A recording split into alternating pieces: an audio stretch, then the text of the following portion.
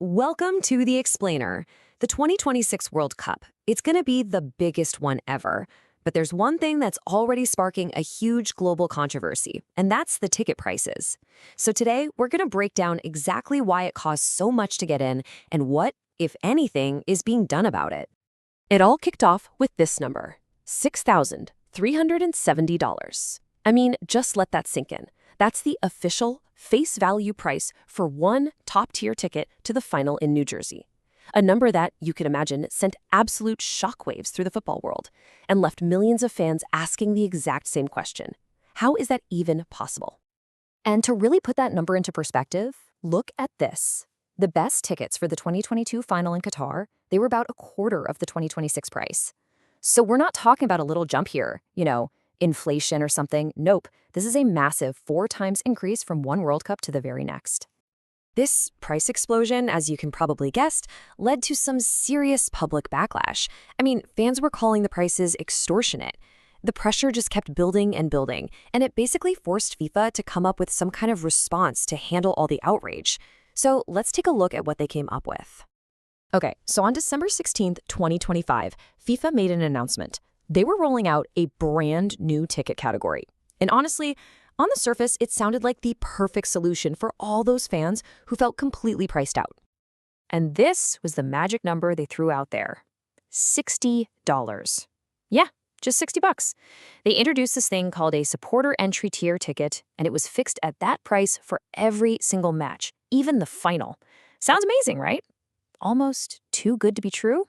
Well, turns out it kinda is. And here's the catch, and it's a big one. These $60 tickets, they make up a teeny tiny 1.6% of all the seats in any stadium. To put that another way, for every one of these cheap tickets, there are over 60 other tickets that are way, way more expensive. And it gets even harder to get your hands on one. You can't just hop online and buy these. Nope, they're not available to the general public in the lottery. Instead, they're handed over to the national football federations to give out to their most loyal fans, and who knows how they decide that. When you do the math, it averages out to only about 1,000 of these tickets per match. That's just a drop in the bucket. So you won't be surprised to hear that fan groups, like Football Supporters Europe, were not impressed. They pretty much immediately called it tokenistic. Basically, they saw it as a hollow gesture just to shut people up without actually fixing the real problem, that prices are sky high for the average fan. All right, so if the cheap tickets are basically a mirage for most of us, what in the world is driving up the cost of all the other seats, the other 98.4%? Let's dive into the real pricing system to figure that out. First thing you need to know is just the sheer staggering demand. By the middle of December 2025, in just a single sales phase, FIFA already had over 20 million ticket requests. So you've got this insane demand and a limited number of seats. That right there is the perfect recipe for high prices.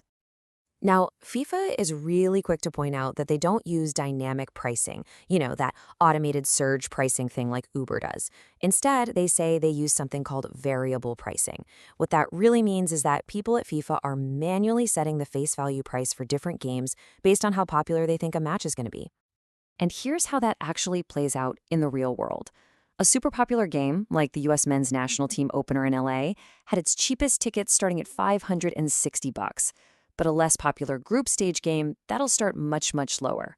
It's all about them calculating exactly what they think the market can handle. But wait, there's more. Believe it or not, the face value price isn't even where this story ends.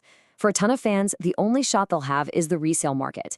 And this is where things get even more expensive, and it's all thanks to FIFA's very own official platform. Check this out. FIFA's official resale platform, it's like they're getting in on the scalping game themselves. Here's how it works. Someone lists a ticket. The person who buys it, they get hit with a 15% fee from FIFA. And the person who sold it, FIFA takes a 15% cut from them too. That's a massive 30% commission just for one ticket changing hands. And here is the final kind of crazy twist. For any match happening in the US and Canada, there are no price caps on that official resale site. None. So sellers can charge whatever they want, and prices can just go through the roof. But in Mexico, it's a totally different story. Regulations there force tickets to be resold at their original face value. So you have two completely different sets of rules. for the same tournament. So, after digging into the insane sticker shock, the whole illusion of that $60 ticket, and this official resale trap, we're right back where we started with the big question. Is going to this World Cup actually worth the price? Let's just sum this all up because it really is a perfect storm. You've got record-breaking demand. You've got a variable pricing system that's designed to set high prices from the get-go. Then you've got an official resale platform that charges huge fees and has no price caps. And all the while, the only truly affordable ticket option is basically impossible to get. You put all that together, and yeah, you get the most expensive World Cup ever. At the end of the day, whether it's worth it to pay these prices, that's a really personal call. But this whole situation, it forces us to ask a much bigger question, doesn't it? As these huge mega events get more and more exclusive, who are we leaving behind? Are they just becoming playgrounds for the rich, leaving the real heart of the sport, the passionate, everyday fans, on the outside looking in?